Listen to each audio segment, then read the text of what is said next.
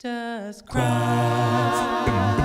live in you?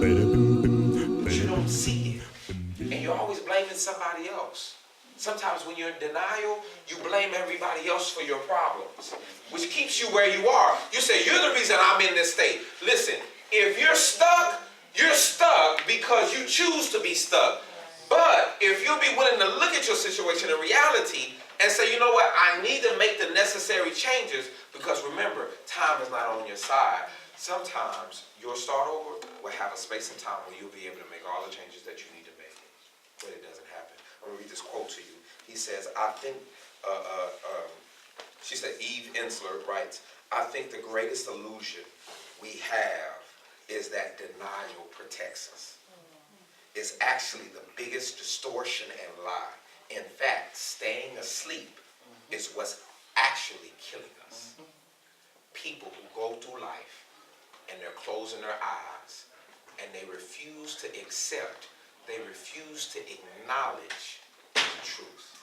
He says this, I want you to skip over to 1 Samuel chapter 4.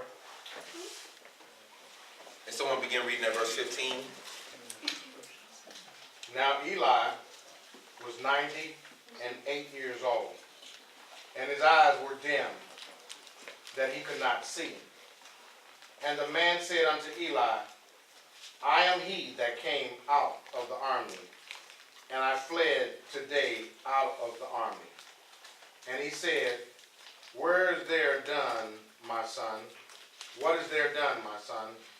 And the messenger answered and said, Israel is fled before the Philistines, and there has been also a great slaughter among the people.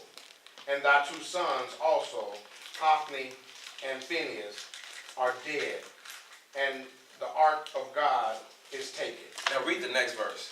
And it came to pass, when he made mention of the ark of God, that he fell from off the seat backwards by the side of the gate, and his neck brake, and he died. For he was an old man and heavy. What caused him to die? What caused his death? The fall. The fall did, but what caused him to fall? The fact It was the mention cause of and the ark. effect. The shock of what? The ark.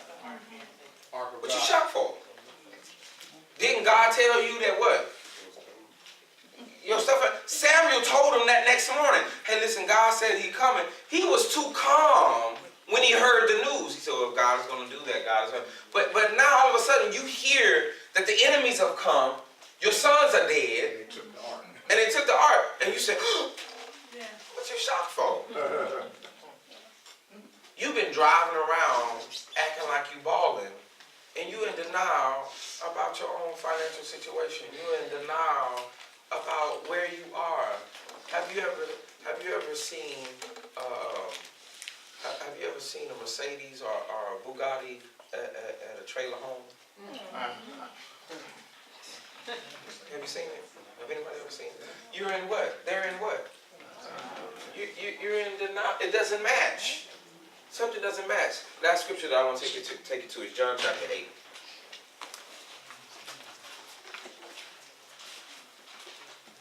Just these three verses. John chapter 8, verse 30. Now I want you to read verse 32. Let's start at verse 32, and then we're going to go back up and read verse 30. Someone read verse 32. And you shall know the truth, and the truth shall make you free. Now, we always quote that, you shall know the what? Truth. You shall know the truth, But many times we don't read that in context. He does not mean that this truth is just going to just come. There's some other things that have to occur in order for verse 32 to occur. So now begin at verse 30. As he spake these words, many believed on him. Then said Jesus to those Jews which believed on him. Okay, now Jesus is doing some teaching. And as he's doing some teaching, the Bible says that there was a group out of the crowd that actually believed what he was saying. Now remember, if you reject Jesus, you have just rejected reality, and now you're living in a what? You're living in a fantasy world, right? So what Jesus does is he keys in on the group that actually believed what he was saying, because if you can believe what I'm saying, then I can go further with you. Listen, God can't take you further unless you're willing to accept and believe the reality that is presented before you. Right. But if you choose to live in a fantasy world, if you choose to act like everything is okay, if you don't see any problem with it, then you're stuck. Because I can't take you deeper, because then you're going to misbehave. To take Israel to Canaan land too soon, you're going to squander all the things that I have laid out for you, because you haven't accepted who I am first.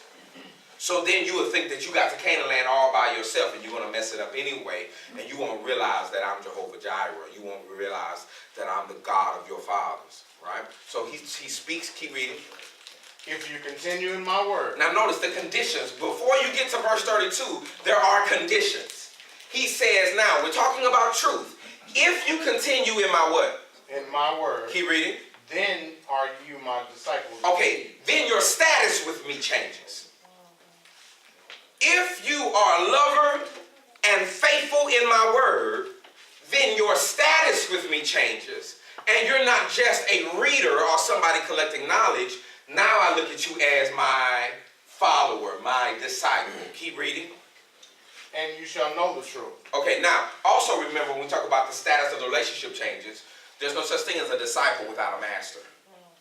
So when he said, when the relationship changes, he says, then I become your master, and you become my disciple. It is the responsibility of the master to teach the disciple and to support the disciple. Right. Right? So he says, now our relationship changes. He says, once our relationship changes, keep reading. And you shall know the truth. Then you shall know the truth. And See, you don't know the truth without the relationship. Right. If you don't continue in my word, then you don't know the truth. So there's something, it's not just knowing the truth, it's being obedient to it and having a relationship with the master. And then he says, then you shall what? Know the truth. He says, then you shall know the truth. That know is a coming into presence of. It is a coming into presence of. Then he says, and then you shall know the truth. The truth in that text is not a truth of information. That truth in its context is talking about a state of reality that one enters into. Somebody says, well, tell me the truth. What they want is information about an event. Is it tall? Is it dark? Is it what are the dimensions? Let me know the accurate information. No, this truth is a state of reality that one dwells in. He says, if you live in my word and abide in my word, then our relationship changes, and then you are my disciples. Then you will come to know. You will be able to perceive. You will be able to identify. Have you ever pointed something out to somebody and they didn't see it? You're like, look, it's right there. And they look at it and they don't get it. And you get frustrated and you almost take them closer. Look, it's right.